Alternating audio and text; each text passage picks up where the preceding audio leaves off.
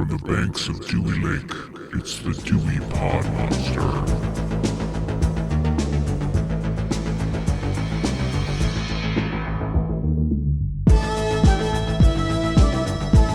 All right, welcome back. My name is John, and this is the Dewey Pod Monster Podcast. This is a weekly podcast, and it is about consumption. We are, of course, proud members of the You Run Podcast Network. You can find all of our old episodes, all of our upcoming episodes, and all of the other great shows on the You Run Podcast Network at yourunpodcast.com. With me this week is the host of the Dewey Pod Monster Podcast, and his name is Sean. And Sean, how the hell are you doing this gloomy January afternoon? John, what do you think, shitwit? I think you're doing just fine, judging by that. So, you know, we'll stick with how it's always been. Sean, I know we have a couple things that are more similar, so we'll be a little more back and forth this week. Spoilers for those of you out there in podcast land. But Sean, what have you been watching this week? Podcast land. It's not radio land. Sounds like a great place to live, honestly. No, it depends on what podcast. It's all of them. It's the land. Yeah, that could be bad. That sounds bad, actually. That sounds listen terrible. To all of them. All right, so sounds terrible. It actually sounds pretty bad. So I'm going to talk about two things because we actually have two other things that we share, I think, that we're going to talk about. But I'm going to start off with one that I kind of hit you up with, or you, I don't know, somehow, some way you knew that I watched this. The first thing I'm going to talk about is a documentary. Actually, they're both going to be documentaries, the two things I'm going to talk about. But the first thing is called Mom and Pop, the indie video store boom of the 80s and 90s. And this documentary, as you can tell from the title, is basically like a nostalgia ride through anything video store related. They have talking heads that talk about, you know, how there were video stores on every corner, and some were in laundromats, and some were in grocery stores, and some were in tanning salons. And it was great. It was the utopia of the video store boom. And then Blockbuster came to town and they fucking killed everything. And that's basically is this the one with the guy that gets interviewed in the ball pit? No, this is not. This isn't that one. I know that one. I think we both watched that one, but this is a different one. We have, yeah. This is, I can't even remember if there's anybody in this that is like. Probably Joe Bob. No, Joe Bob's not in it. Oh. I can't even think of there's like a YouTube personality that I recognize that I can't remember his name at the moment. He's in it. James Rolfe. Oh, no, he's in it. Yeah.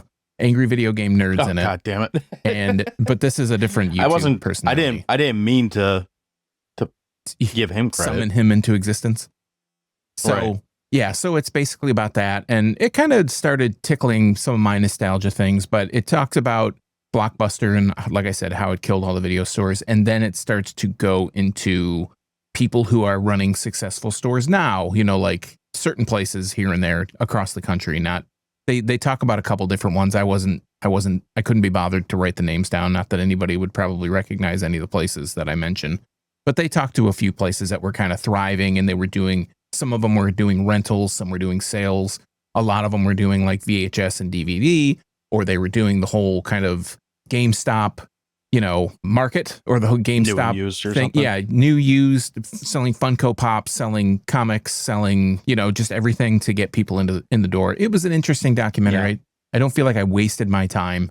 It was fine. It made me feel a little sad. It made me have some nostalgia about my video store rental days and like the first time we rented a video and all that stuff. So it was a cool kind of watch if you have any kind of inkling of any kind of feeling towards VHS or DVD or any of that stuff. It was a cool watch. And then the other thing that I'll talk about is on Netflix. It's called Quilters, and it is a short documentary. It's only 30 minutes, which is a really kind of odd thing to find on Netflix. It seems like it's either 3-part documentaries or long form movies or whatever. Yeah. Not a whole lot in between. But this is a documentary about a prison where these convicts make quilts. Basically they have to be on good behavior. They have to be good standing prisoners. They can't be people that have any kind of infractions or anything. And they knit, or they sew, I guess. They quilt. They quilt these quilts for sick kids in foster care, mentally impaired people who don't have they don't have a lot of means. It was for me, it was a heartwarming documentary. And again, one of the very few pieces of short form content on Netflix. And if you look, they actually have a category of short stuff. And I saw this one about a guy who, and he's in Upper Michigan, like northern Michigan. I don't think he's in the UP. He might be. He built this big communication like radio thing to communicate with aliens. He's just like sending music out into outer space and trying to make contact. It's this whole thing. But if you know where to look for Netflix short form content, it is out there. I'll try and maybe in the show notes link just a playlist or something that, or a category or whatever that Netflix has, is just short form content. But those are the two things that I watched, independent of the few things that you and I both watched. Well, that seems as good a place as I need to switch gears and talk about what we both watched. So I built that in there. I'm going to lead us. Look at you, master of the segue or there transition. Something. Both those things. Mhm. So this week we're going to start with something a little different. So a friend of the show, boys over at Under the Floorboards, have, specifically John, has made a short film, which is out on YouTube right now. It's called Ember. It is a official Under the Floorboards joint. I wanted to make sure to put that out there. Joint. And I don't know if this is the first film that they've made or if this is the first one that they've made and made available to people. I'm not sure. But for what it is, I mean, it's a 10-minute short story, and I don't want to say what it's really about because it will ruin it. So I'll just put the clip notes. It's very briefly about a pair of people that meet each other on a dating app and something happens. Hilarity ensues. What I'll say that I actually found to be enjoyable about it, one, I love short run times, so this is 10 minutes. Yeah, that's right awesome. up your alley. I thought, though, for what this little short film is, it looks great. Like, I'm going to stop short of saying the word cinematic because it's only 10 minutes long, but it's got really vibrant colors in it. It catches the eye really well. Like, it's easy to kind of look into what's given to you in this, and aesthetically, it looks fantastic. And I got to say, for a 10-minute story, like, you can't go into this expecting, like, a whole lot of character development or plot or anything like that because it's not a long enough story for that. But they did manage to work in a nice little plot twist at the end that I did not see coming. With what happens in this short film, I expected it to go a very different route, and I was pretty amused with it. So you said you checked it out too. What did you have thoughts on it? Yeah, I thought it overall looked pretty good. I had like some nitpicks, but mostly with some kind of color casting on one particular actor's face, and there was some kind of noise, but it's all just kind of nitpicky. It could be just the compression on YouTube or whatever, but going into it blind, you just kind of sent me the link and you were like, hey, watch this. It's 10 minutes. And I was like, all right, I can watch anything for 10 minutes. I mean, pretty much for the most part. I guess I could probably watch anything for 10 minutes. Yeah. So even anyways, angry video game nerd. Yeah. So. Well, I try not to do that, but I liked the story. I thought it had actually like a couple twists. You think that it's going one way and then it totally goes a total opposite. You think it's going one way initially, and then it goes sideways, and then it goes sideways the other way. So it was kind of a nice fake out to have these different kind of things that you were expecting or not expecting, or expect the unexpected. I don't quite know how to put that, but the acting was really well done. I like that the story, obviously you have 10 minutes, the pace has to be, there has to be some kind of pace, and I thought it moved really well. It did not feel like 10 minutes. I will go as far to say the acting in Ember might be better than the acting in our title movie today. So that's a positive. So I don't know.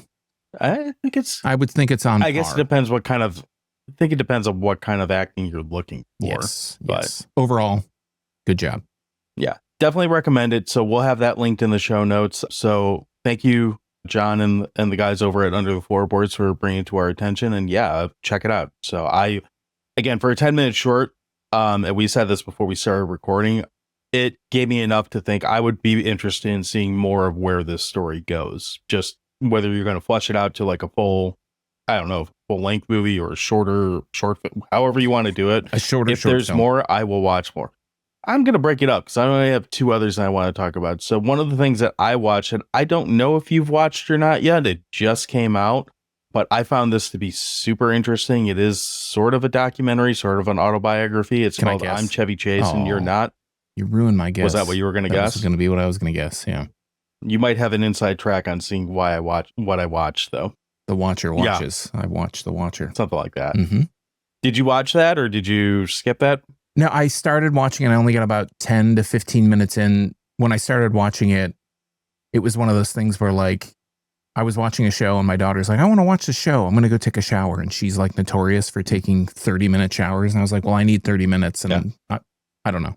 It was late and I watched like 10 or 15 minutes and my wife's like, what are you watching? And she doesn't sound like that, but she said, what are you watching, dear? And I said, oh, I'm Chevy Chase and you're not. And she's like, oh, real nice. And then I stopped.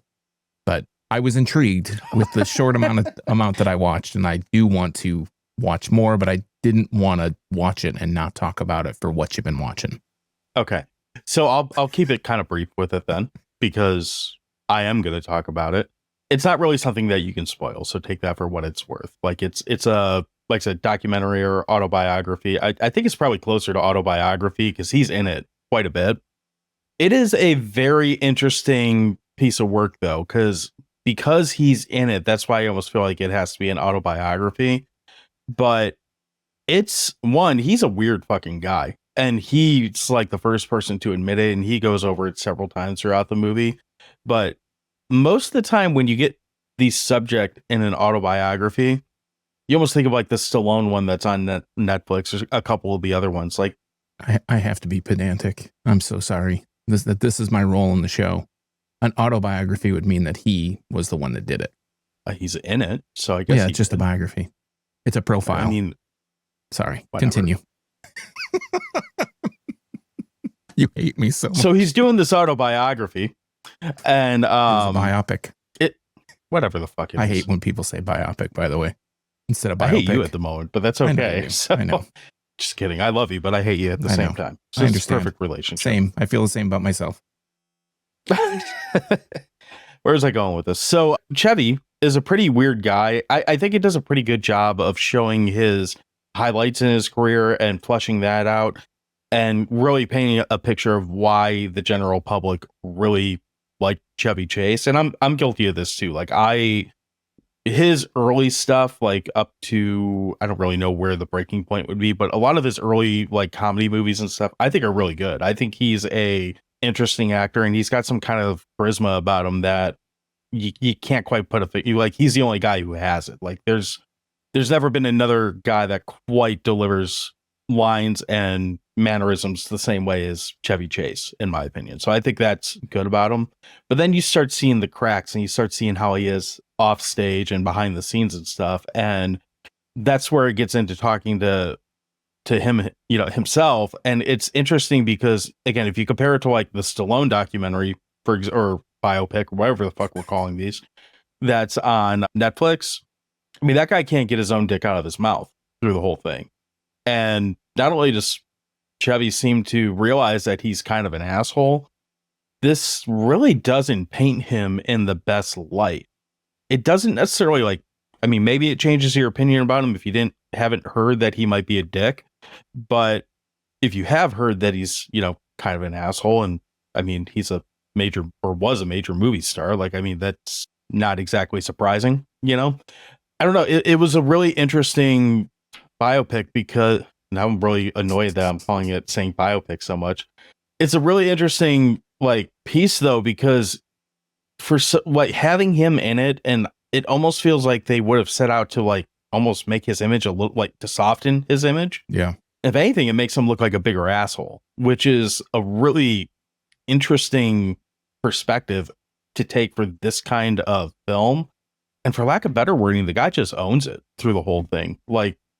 Doesn't seem ashamed of it, just kind of has, I am what I am, and that's all that I am, for lack of better wording. And it goes, I mean, I don't know, it's only, when I say it's one of the more interesting, things I've watched in the last year, I don't just mean I mean all the way to last year, not just the 5 days of this calendar so far. Yeah.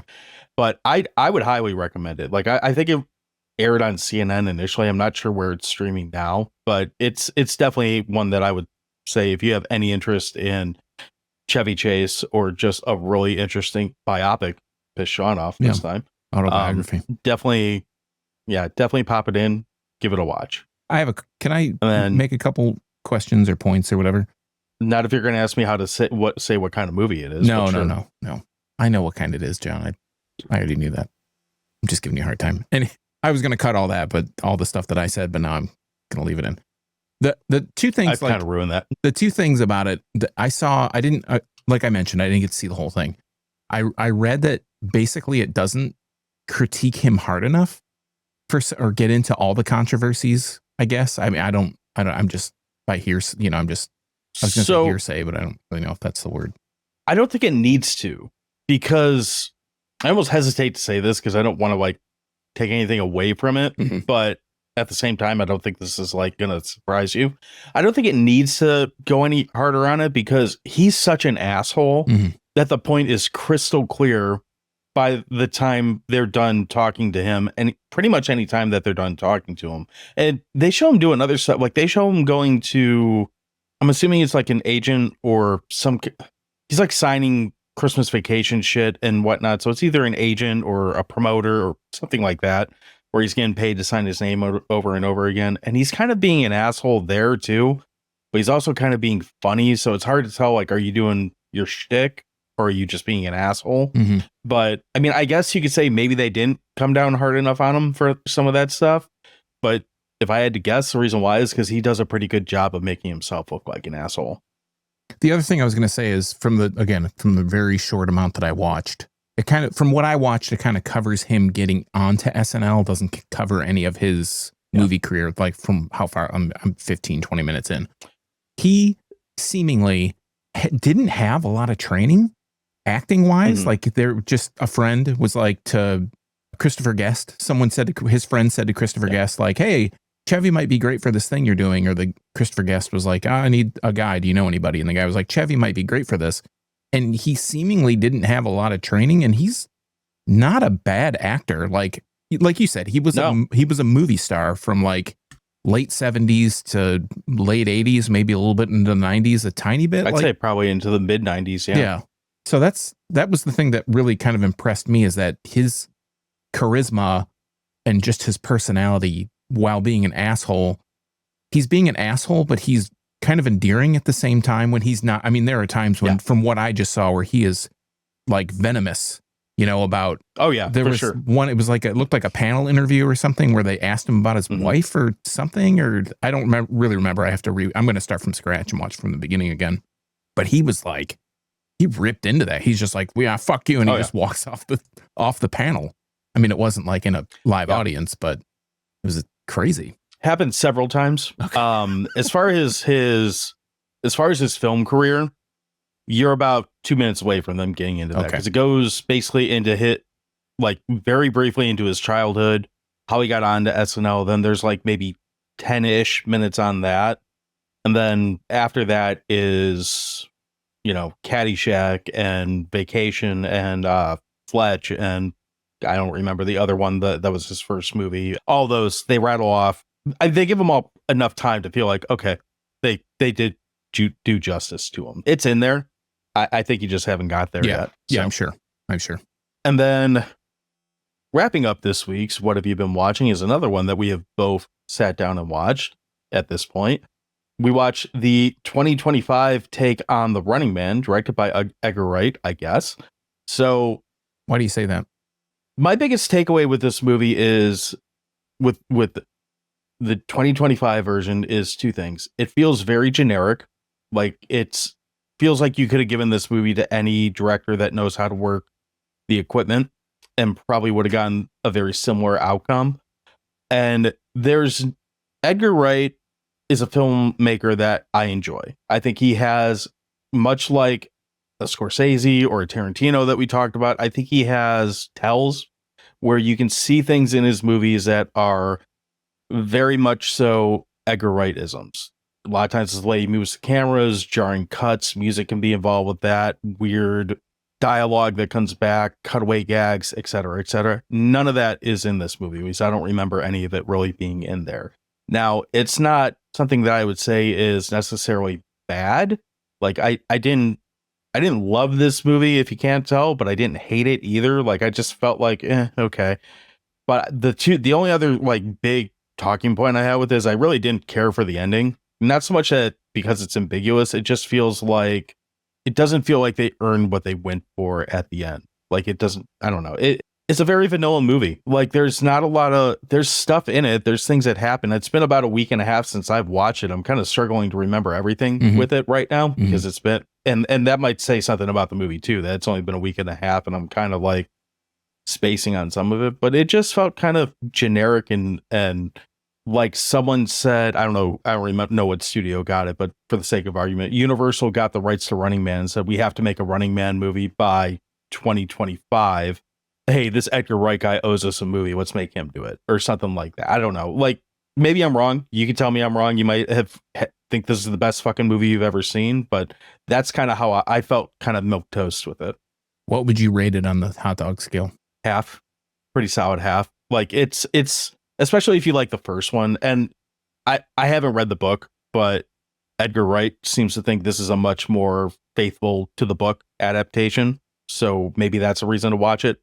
I can't speak to that part, but like I said, I wasn't totally mad that I watched it. It's got some redeeming qualities in it. I did like the guy who played the host of the show. I can't remember his name now, but the guy that replaced Family Feud in the movie, I thought he was great. The game show, Running Man host.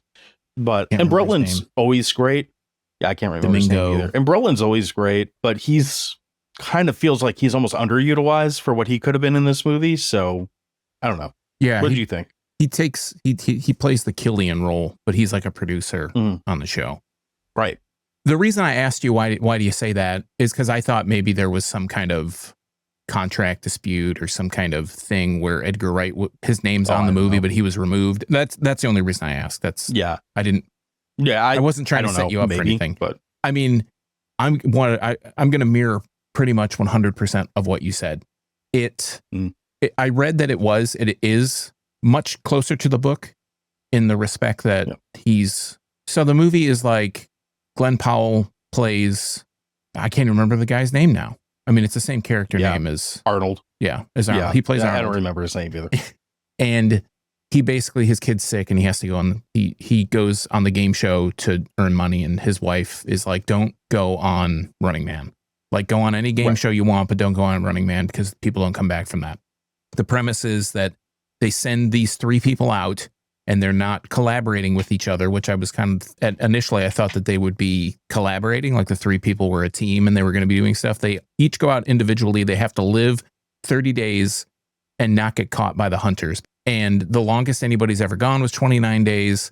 They split up. They can go anywhere in the country, which I thought at first they were just supposed to stick in the city, which would have been a little bit more. So did I. It would have been a little bit more exciting, I think, if there are these little hidey holes and stuff. And the only stipulation is every day they're supposed to submit a tape that goes back so they can broadcast it and they can make some kind of commentary. And they have these little floating kind of drone orb things that can film when they're caught, and then they get executed or whatever. And people love it. I got to agree that, I mean, that's as far as I want to go on the story. I'm going to agree with you. It doesn't feel like an Edgar Wright film at all. It doesn't have like the characteristic music choices that Edgar Wright has in everything. He always has really great music taste to go along with his movies. I think of something like Baby Driver is the best example because there is so much music in that movie. I mean, the whole movie's like set to the beat. If you go back to Shaun of the Dead, the music is great in that. Yeah, but I'm saying even Baby Driver, it like is a specific piece of it. And that's what I'm thinking of. No, I know. Right. Yeah. But he's known for having great music in his movies. He has a specific style. I didn't see any of that in this. It feels very generic. They shoehorn this whole like, damn the man and the media that controls us. It's like kind of this anti-establishment movie, which I'm sure the book is like. I haven't read the book. I do like the dystopian vibe of the movie. It feels fine. Like we're only like 6 months away from it. So yeah. Well, some might say we're already there. I think with some tweaks, maybe it could have been better. But I, like you, it was fine. I wasn't mad that I watched it, but it wasn't like, I would not go and tell anybody to go watch it. I'd give it like half a hot dog. I guess that kind of breaks my rule of I'm not going to tell you to watch it. It's a 0. But I wouldn't go out of my way to tell anybody to watch it. But if you have any nostalgia or you have any kind of feelings about the first movie, maybe you want to see it to see what the differences are. Book. Yeah, or the book. Yeah. I mean, I've never read the book, so. The weird thing is, if you're an Edgar Wright fan, I wouldn't tell you to watch it because he's directing it, which is what I tried to tell you, and you shut me up. Well, yeah, I just don't feel that. It's so generic. It doesn't feel like anybody specifically made this movie. It just feels like hey, we got some ideas. We should do this every week, though. We should watch a movie we should both watch a movie and give it a rating like this. I think that's a good way to, if anybody should try to do it more. We should try to do more often. I don't know if I can always commit to it every week. We already commit to one movie a week. Yeah, we can do a short thing. Audience, let us know. Yeah. Let us know on social media. Yeah, let us know on the website. Let us know on Spotify comments. What do you think? Yeah. Spotify. There's Spotify comments. I forgot about those fucking things. So everybody else got to use them. So yeah, right. But yeah, that's pretty much all I got. So we covered 5 things this week? Is that more than usual? No. We usually do 6. I don't know. Whatever. Go watch all this shit. We're going to take a break and come back, and we're going to talk about a movie that is, well, it lives up to its title. We're going to be back talking about a movie called I Bought a Vampire Motorcycle. I Bought a Motorcycle Vampire.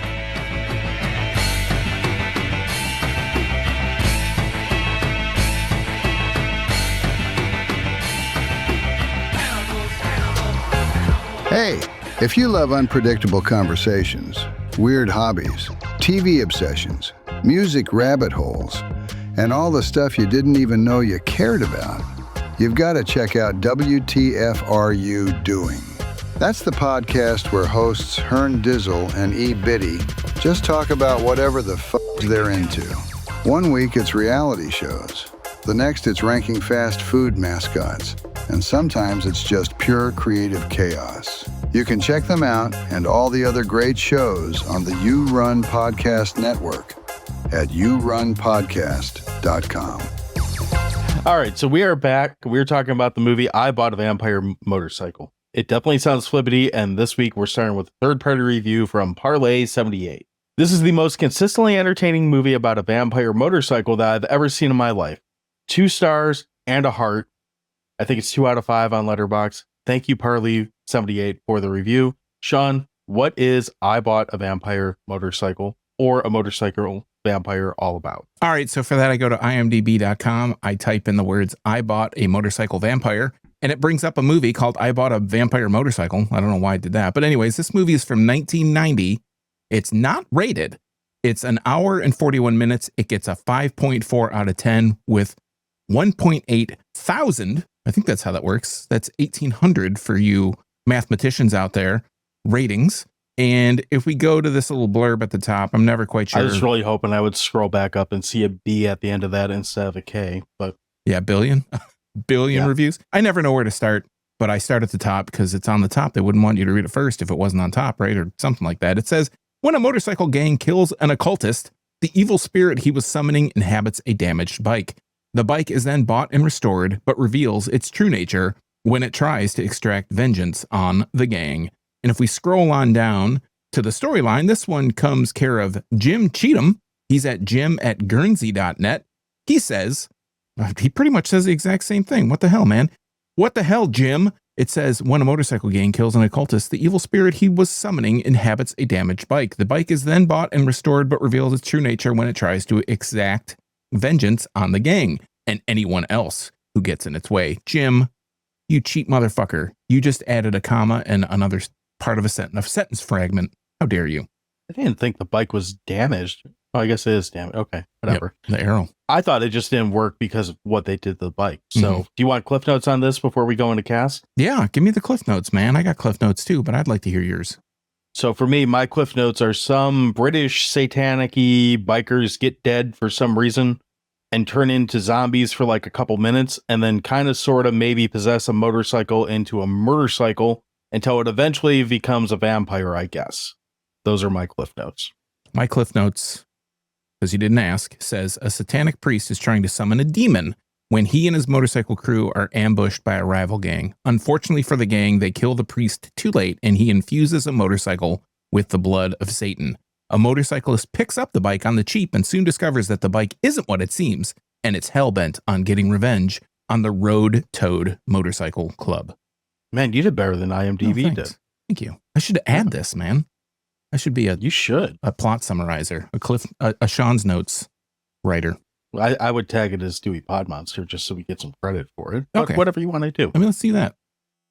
Before we get into the rest of this movie, I mean, I think there's only one person that I recognize in this entire cast, but who's in this movie? All right, so I'm going to go over the cast. I only recognized one person as well, but I'm going to name three people because it felt appropriate because we always talk about stuff in threes. Number one, the star of this movie is Neil Morrissey. He plays Noddy. He's known for pretty much Waterloo Road, which is a show, I guess. Men Behaving Badly, which I have heard about. And he's not the American one. That's the British one. Yes, there's this two is the British Men one. Behaving Badly. This is the British Men Behaving Badly. And he's also known, get this, as Bob the Builder. He is the voice of Bob in Bob the Builder in at least 198 episodes of the TV show and multiple movies. We've got Anthony Daniels, who plays Priest. He is best known as playing C-3PO. I didn't look up any other credit that he was because as far as I'm concerned... Why would you? Yeah, he is C-3PO. And then we have Michael Elphick, who is Inspector Cleaver. He was in With Noel and I and The Elephant Man. Have you ever seen With Noel and I? I don't think so. It's a good movie. Okay. I enjoyed it. Every time I was watching the Inspector Stinky Breath, I kept thinking he looked really familiar, but I couldn't place him, and I didn't care enough to go look it up while I was watching it. So. Yeah, I looked it up, and I only recognized With Noel and I and The Elephant Man. So that's why I mentioned those. Well, there we go. So for me, I just found this movie within the last month or so. I stumbled onto it through some sort of dumb shit that someone else posted and saw the title, and I was like, I bought a vampire motorcycle. Where has this movie been my entire life? Which means it immediately got pushed to the front of the queue for this show because I think it was shortly after we finished recording on Kill Bill. Said something along the lines of, "Oh, we haven't done a horror movie in a while," and started looking through what our options are. I'm like, "Oh, fuck this vampire motorcycle," and Sean more or less said, "You don't have to twist my arm," and here we are. I think it was more so that we have this span of time that we can do movies that people have heard of, and then we have to alienate everyone, and we have to watch something nobody's heard of. For sure. So we're kind of following our pattern. That's true. We do tend to do 2 movies with actual social recognition, and then we're like, here's some shit. Right. So, yeah. There's quite literally shit in this movie. Had you heard of this before I had mentioned it the other day? Absolutely fucking not. I have never heard of this thing until I watched it. Well, I'm okay with that. You know what? It seems like we subject each other to that several times throughout the years, so I guess it was my turn. I'm a connoisseur of trash. Oscar the Grouch is my mascot. Same. He's my spirit animal. This is why the show exists. Yes. So I'll go ahead and kick us off. There's something about this movie that I find to be incredibly entertaining in the way that it's presented. It feels almost like if you took, I already said it once in this episode, a British comedy like the show Spaced, but mixed it with the movie Demons and just kind of threw it in a blender. This is kind of the vibe that you get from this movie. And I find it my second note when I was writing stuff down, because the British accents in this are so heavy, but the second thing I wrote down after saying this starts great, because I was laughing at the first scene in this, is BP would hate that he probably loves this movie so much, because I remember him say, when we made him watch Extra, he's like, I fucking hate how British people sound in movies. And this movie is all of that. So I hope that he watches this and chimes in complaining about how British people sound, because that's him ranting is always, chef's kiss. It's like he should have his own podcast or something. It's weird. So, does he?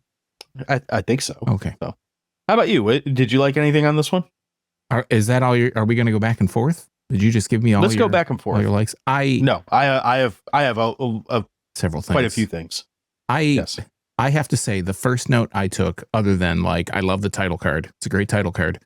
We get an amazing shot about 28 minutes in, and it's a weird, you're like, where is this coming from? It's basically Noddy standing up off of the toilet. The camera is in the toilet and you see his ass as he stands up, and the scene goes on.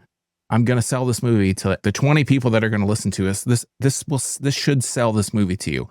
There is a whole scene of a talking turd, and it's not Mr. Hanky. He's not a Christmas poo. And as the turd is talking to him, it's almost got legs for some reason. Yeah, it's got little tendrils or something. It looks like a tooth. It's got the roots of the tooth. It's got two little hanger down. The tooth. I almost said the tooth flew out. The turd flies out of the toilet and into his mouth. And the whole thing ends up being a dream. But yeah, that's what this movie. That's the embodiment to me of this movie. Is just the turd flying. I think that sums up the I think that sums up a lot of the humor in it. Yes. So I do think this movie does some, I'm going to call them more subtle things, even though that's probably not the right word. Things that I found really funny. My absolute favorite part of this entire movie. So this bike eventually comes to life, and at some point this movie transitions to the bike is killing everything, and it's a killer object movie, for lack of better wording. Yep. This bike in particular, although I found it probably this movie's about an hour and 40 minutes long, and if you were to take, I'd say let's just, for the sake of argument, if the last hour is when the bike is murdering everything, so the first 40 minutes is setting everything up with your Satan bikers and poop monster and all this shit. If half of it feels like there's a pretty good lead up before the bike does anything that's vampire-y. It's just kind of killing people randomly. Like, it's beheading people, it's doing all kinds of crazy shit, and that's entertaining in its own right. It doesn't do vampire things till later, but it is afraid of or turned off by a lot of the typical vampire tropes. So it doesn't like daylight, it doesn't like garlic, it doesn't like cross, etc., etc. The thing that I laugh my ass off every single time it happens, and it happens like 4 or 5 times in the movie, they will put the bike on some kind of, I'm assuming it's on like a flatbed or something, but they'll like balance it on its back wheel, and it will see a cross, whether it's like on, like they'll show a street sign that has like a cross on it. I don't know if this is a thing in England and not here, but it's kind of like hospital signs, street signs here, and it's for a church. And the bike will be going like, chasing after someone at like 60, 70, whatever, however fast this bike goes. Yeah. And then it will stop and go back on one wheel and slowly turn around and like sulk off into the dark. Like, oh man, I was going to fuck that guy up. It looks like it's pouting. This demonic vampire bike like stops in like mid pursuit, lifts its wheel up and turns around and sulks. And every time it happens, I laugh my ass off at it. I like that the bike is doing work like in the background. Even like you said, the first 40 minutes or so, they're kind of setting it all up, and they're not really, nobody really knows that it's the bike. Like Naughty doesn't know his girlfriend. Right. They don't really know. The bike is doing, like, it just disappears. They start to suspect it, but they don't know. Especially Naughty starts to kind of figure it out, but it's doing work on its own. Like the first, like you said, 40 minutes or so, you don't really, the characters aren't aware that this bike is sentient and that it's able to do its own thing. And that's kind of an interesting thing, because it just like, I think at one point he thinks the bike rides off without him or something, and he gets home and the bike's in the garage or something, or the next morning. Yeah, it's in the garage, and he's working on bikes, and people start dying left and like there's a scene, like, I don't know how you transport a coffin, like a bunch of bikers transport a coffin, but now I do, because definitely the way they do in this movie. Yeah, they just put it in the sidecar. And they just drive it around, and the guy gets buried. I forget what the character's name is that dies. I want to say it's like Buzzer or something like that. Sure. But yeah, it doesn't really matter. But just all this stuff kind of happens in the background. I think that's really kind of funny. And then when the bike sees the other gang finally, because at first he just like runs the lead guy off the road, and he gets road rash or whatever. And Naughty rides home, and he's like, oh shit, I just pissed these bikers off. Because he's like a motorcycle messenger. He works for a dispatcher or whatever. And then he's definitely not a 1%er like they show him fighting in this movie. And then he goes on and he goes to the pub with his girlfriend, and that's when the bikers like see the bike. They're like, that's that bike that knocked you off the road. And they're like, oh shit, let's go check out this plonker in this place, and we'll go take care of him. And the whole, I don't know, that whole fight scene, there's this whole fight scene in the pub. It's like an old English pub where they have like a suit of armor and swords and shit. And there's this whole My note on that is, what the fuck is this fight scene? Yeah, it's just a crazy. It goes on for quite a while for this type of movie. It's not quite as long as House of Blue Leaves, but it challenges it for sure. Yeah. Going back to a couple weeks in our Kill Bill episode, it's not quite that long, but yeah, it's pretty epic. I mean, it goes on for quite a while. I found humor in the Chinese place that they went to get food, because it's called Fu King Takeaway. Yeah. I thought that was pretty entertaining. I don't think you could put that on a Chinese restaurant in most maybe a Troma movie now, but past that, I don't know if you get away with that. Yeah. So that's a little like nod at it. I do think that scene's funny, because this is the point where the bike they become aware that the bike is sentient, because the girlfriend's like, get some garlic prawns, which They say it like 20 times. That is and a perfect representation of an English accent, by the way. It's me? No, not at all. But it's just pushing it so much. And it's one of those, I'm like, again, I wrote, man, BP would be so annoyed with this, but I like that the bike is not just like evil and demonic. It just hears garlic and is like, fuck that. I'm out of here and I'm killing you with it or whatever. Yeah. It doesn't succeed in killing her, but it goes pretty over the top. It sets her up to be in the hospital for like the rest of the movie, essentially. Yeah, which is also kind of, it's funny because they put her in the hospital and, you know, at some point they go and get C-3PO, the priest, to save the day. And one, I love that they immediately like maim him, and the way that they bandage him up, it looks like they're just trying to hide what they did. Like it's very much, think Happy Gilmore and like how long Chubb's arm is compared to his other arm. It's that type of effect. But it's funny, like they go to the hospital and they're like, you got to keep this cross. It doesn't like crosses or whatever. And then sure enough, like 20 minutes later, they're like, it's time for your sponge bath. Get that stupid cross out of here. And the second that they do, it's like, here comes this fucking Motorhead logo looking like motorcycle from hell that like, I don't know, kills like 3 nurses or some shit in there. It's like immediately like in increasingly ridiculous ways. Right. And I don't know, this has got to be one of the dumbest movies like to listen to us talk about, but I'd be lying if I said I wasn't entertained enough through the majority of it. So, and kind of to touch on what you just mentioned, the special effects in this movie aren't necessarily great. Some are okay, and some are kind of like middling, but they're fun. You know? Yeah. I'm thinking specifically when the bike, it starts taking out the biker gang. It I don't know where it does this, and I don't necessarily like this plot point that the bike starts to develop its own weapons and these arrows and spikes start rising out of it and everything. I thought that was kind of... I wrote that. I was like, what the fuck is this, like evolving or something? Like, what's going on here? So. Yeah, but even with all that stuff, it's kind of fun. Like it starts shooting these darts, lopping people's heads off and whatnot. And there's like a meter like the front headlight, it'll change where sometimes it looks like a mouth, basically. Like it's got these pieces that are broken out and it can bite people. It like bites this meter maid's hand off. And then other times the headlight will be fully... I like when it's sitting there with like a chunk of leg in its mouth. Yeah. I thought that was pretty funny. And I think it's just kind of, it's fun. Like the special effects are just fun. They're not necessarily like super serious. And I think that there's this repeating gag of the old, they kind of stopped doing it. It happens a couple times, but it's the old guy and he's crossing the street and the bikes come by and he's like, oh, and he gets out of the way. But then a car comes from another direction and like hits him. And then he's injured and he's like in the wheelchair and the nurse is pushing him. And then he gets hit by the cop car. I thought that felt like very British to me, but funny at the same time. Yeah. You know, it's got that kind of British sensibility to it. And I'd be remiss if I didn't mention when I saw this happening, I was like so ready for the next hot dog drop and we didn't get it. There's a straight up like sausage eating date in this movie. And I think it's, if I remember right, 2 cops sitting in a car. And they were just like mouth fucking these hot dogs for an extended like minute on screen. The woman specifically. Like, oh boy. I know. I'm like, oh boy, we're going to get another hot dog drop out of this stupid movie. And we didn't.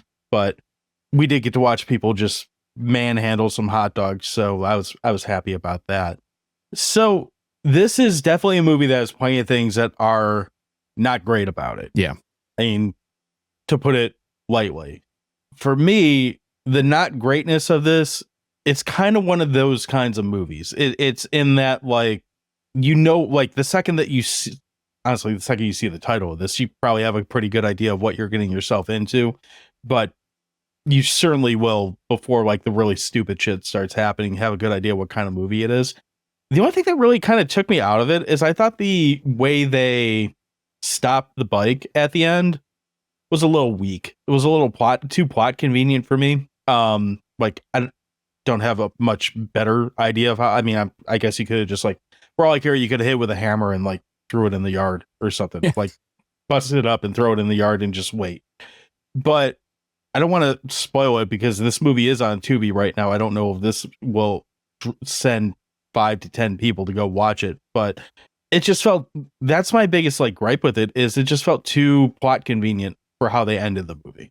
I didn't have a whole lot of thoughts on how it ended, but like how it begins is That Also Satanist, plot convenient. yeah, the Satanist guy, he's like, they're doing this ritual. There's no real reason. Like, they don't ever explain why he's Right. doing it. Not that it is important, because it's just a plot device to get this whole thing to be this possession It's also situation. not the kind of movie where like It matters. It's the kind of movie where if you overthink it, Yeah. you're not going to have fun. Right. So, Oh, for sure. But like the first note that I took down past the title card, I really like the title card, was like, how are you stealthy?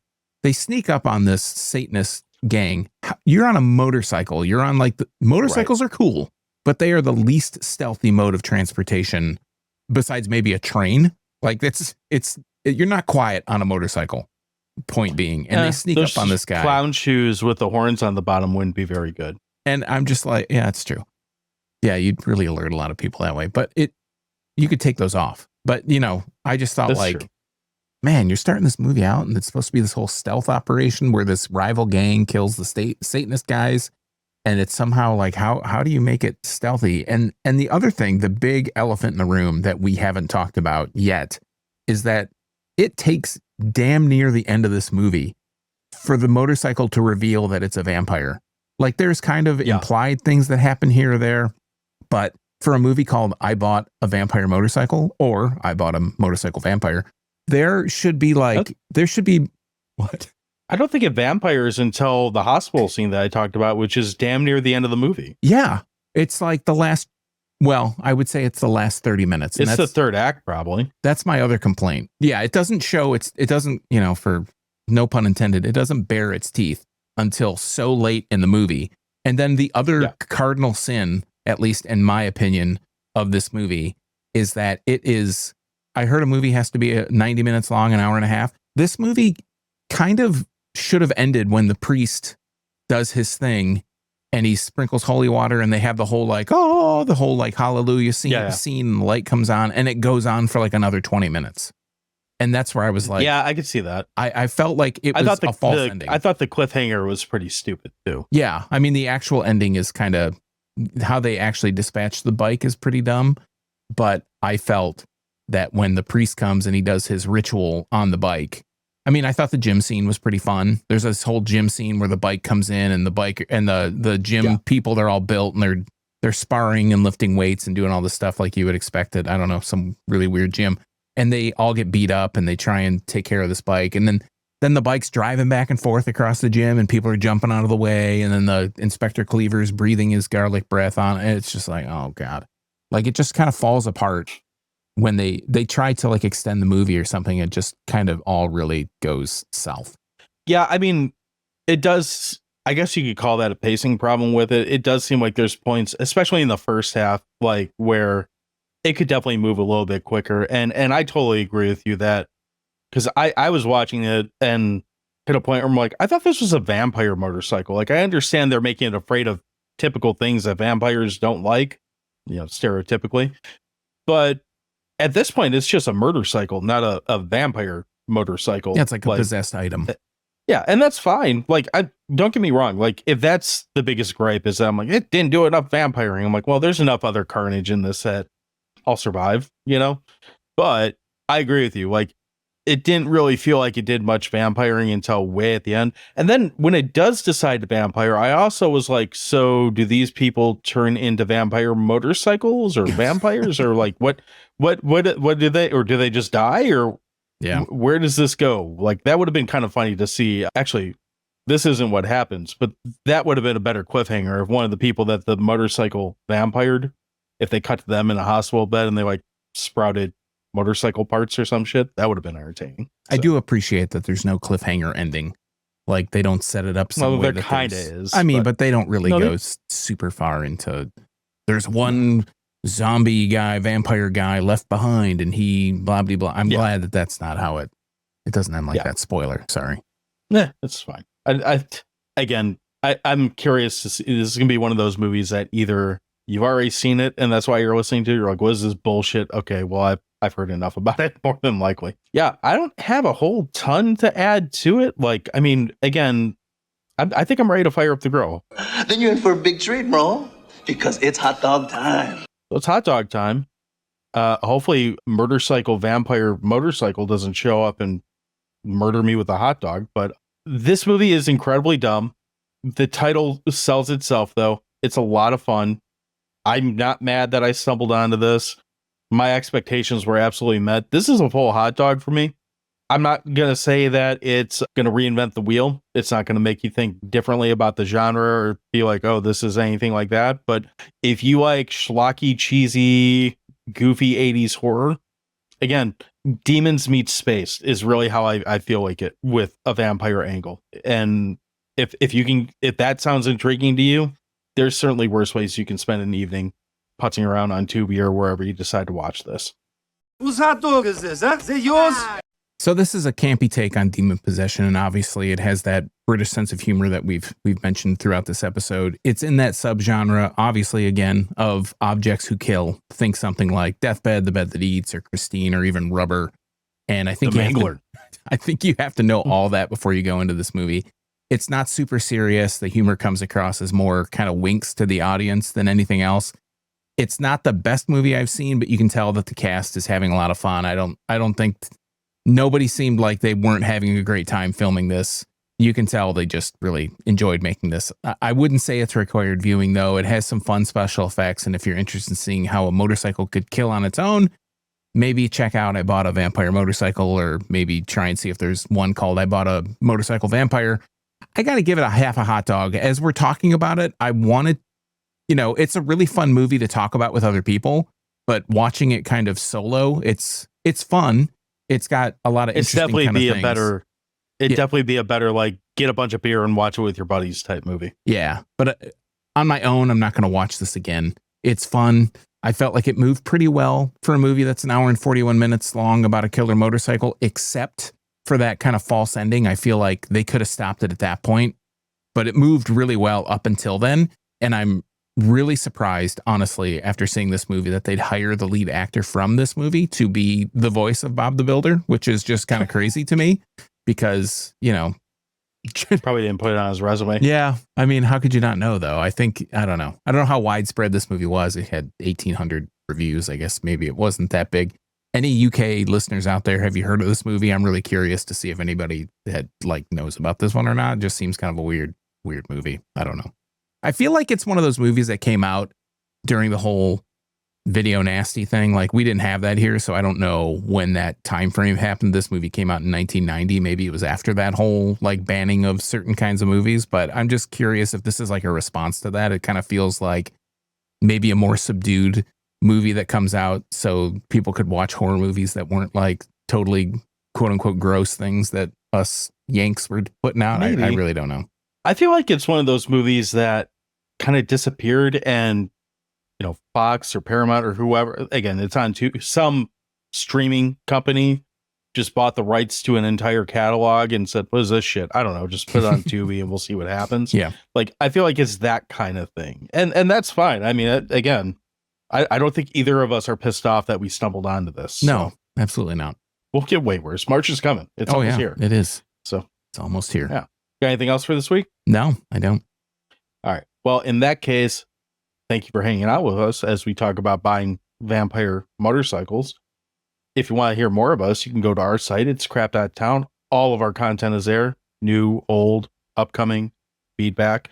Tell us if you want us to watch the same thing in the what you've been watching half of the show. Tell us to shut up. Tell us whatever you want. You can also go to yourunpodcast.com. If you're there, please do check out one of the shows that are not us while you're there. There's a lot of great shows that are on there. There's new shows being added this year, so give them a listen. Tell them, give them feedback too. Rate and review us wherever you listen to this. If you're on Spotify, Apple, whatever the case is, we appreciate that. We're on social media at Dewey Podmonster, with the exception of Blue Sky, which is at crap.town. And again, please do go head over to YouTube. You can find us there also, but for the purposes of what I'm saying right now, go check out the short film Ember. It is going to be linked in the show notes. It's absolutely worth checking out. Support local shit. That's how we get more shit. It's a great thing. And when I say shit, I don't mean it in the case of shit as in bad that's going to jump in your mouth and try to murder you. I mean it as in shit that's like new shit. So, Sean, what am I forgetting?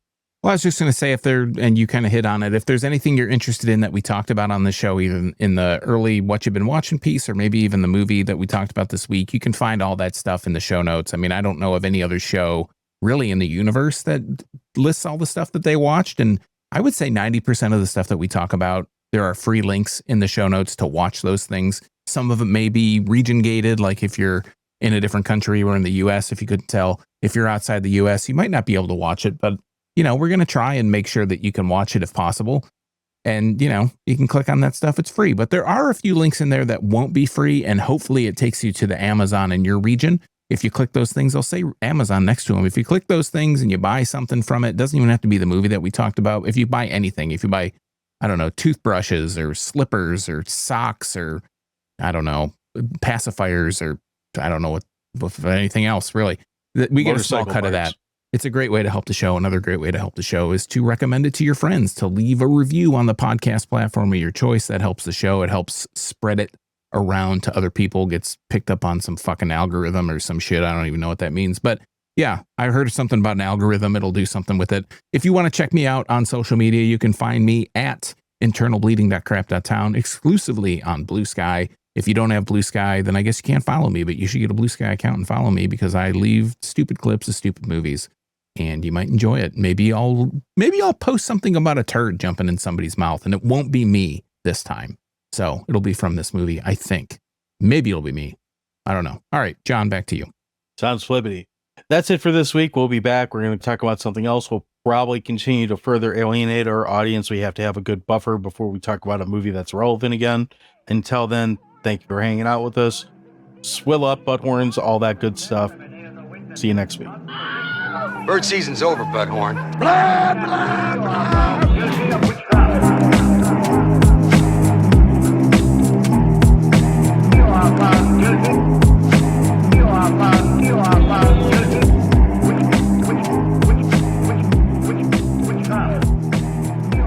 I have so many questions about the vampire part of this, but we're going to get there. All right. So we're back. We're talking about I bought a motorcycle vampire. It sounds flippity, and we're going to start with. Did you just say I bought a motorcycle vampire? Yeah, isn't that the name of it? No, I bought a vampire motorcycle. You said it right the first time, and then I. Oh, you're pissing me off. Sorry. Okay. I'm so sorry. No, you're fine. All right, whatever. Let's start that. Let's start that over. No, let's leave it. I like the idea of you screwing me up with it. It makes it funnier. So I'm gonna. All right, we're back. This week we watched I Bought a Vampire Motorcycle. This can be an extra. It sounds flippity. It is. So it is pretty flippity. All right, now I'm going to start over because now I'm totally thrown off. This one is on Letterboxd, and they say this is the most consistently entertaining movie about a vampire. This is the most consistently entertaining movie about a vampire. Why can't I say vampire now? I don't know. I'm sorry. Take 27.